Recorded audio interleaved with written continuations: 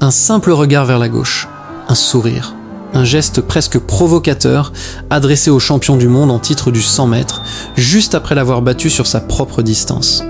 Ce jeune Nigérian de 21 ans venait-il vraiment de se permettre ce culot face à l'un des sprinteurs les plus redoutés de la planète ? Restez avec moi, parce que cette course va vous montrer un affrontement entre les deux hommes les plus rapides du monde cette année, et une fin de course qui a fait basculer tout l'équilibre du sprint mondial.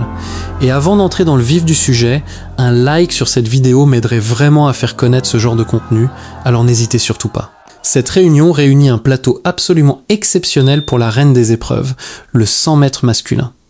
8 athlètes s'alignent, dont 3 Britanniques, parmi lesquels le champion du monde en salle en titre, gallois d'origine, auteur d'une saison précédente remarquable entre titre européen en salle et titre mondial en salle, avant une 4e place aux mondiaux en salle de Turin. À ses côtés, le Sud-Africain, 5e au championnat du monde de l'année précédente, qui revient tout juste d'une pause de 6 semaines sans course, après avoir réalisé son meilleur temps de la saison en Chine à la mi-mai, marqué par une victoire et une 2e place lors de 2 étapes de Diamond League. On retrouve également un jeune Britannique de seulement 22 ans, champion du monde en salle du 60 mètres cette année, 2e à Monaco le vendredi précédent, à 2 doigts de son record personnel derrière le champion du monde jamaïcain. Et puis, un Camerounais, récent vainqueur des championnats d'Afrique, 5e aux mondiaux en salle du 60 mètres, mais victorieux à Budapest seulement quelques jours plus tôt, avec une fin de course particulièrement puissante sur les 10 derniers mètres.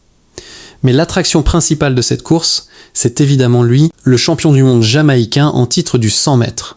Numéro 1 mondial, vainqueur de cette même réunion l'année précédente, un athlète qui adore visiblement cette piste et qui affiche cette saison le meilleur chrono mondial de l'année avec 9,82 secondes, réalisé à Kingston lors de son sacre national à la mi-juin. À ses côtés, dans le couloir voisin, le Nigérian qui nous intéresse aujourd'hui, numéro 2 mondial de cette même année, tout juste auréolé d'une victoire à Eugene 2 semaines plus tôt et d'un titre universitaire américain remporté durant l'été.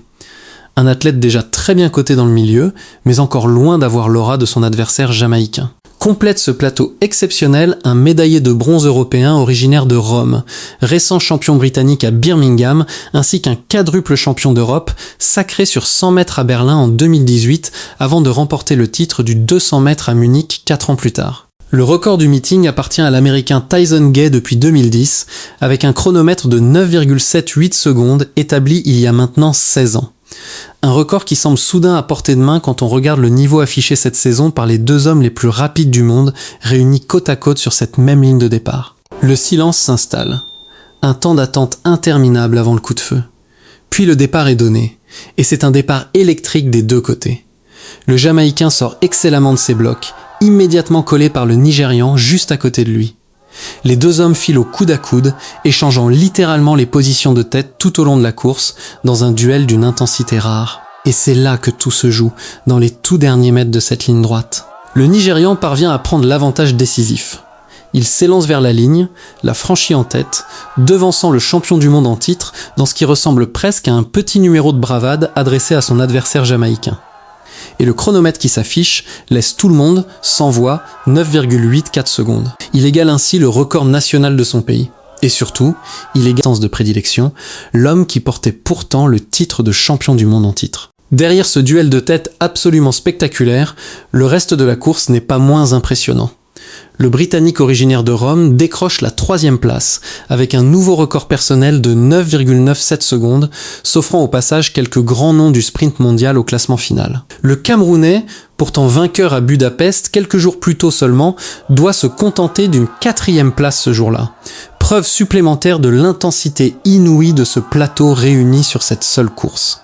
Et puis, il y a ce petit geste, ce regard échangé entre les 2 principaux protagonistes juste après la ligne d'arrivée. Le Nigérian se tourne vers la gauche, esquisse un sourire presque taquin en direction du Jamaïcain. Un geste qui n'a échappé à personne et qui a immédiatement fait sourire en retour le champion du monde en titre, bon perdant malgré la déception. 12 mois plus tôt, sur cette même piste, c'était justement ce même Jamaïcain qui avait battu Noah Lyles, avec une marge de victoire beaucoup plus large que celle observée aujourd'hui. Un symbole assez fort du basculement générationnel qui semble s'opérer sous nos yeux dans le sprint mondial masculin. Ce que cette course révèle vraiment, c'est qu'on assiste peut-être à l'émergence d'une toute nouvelle rivalité au sommet du sprint mondial.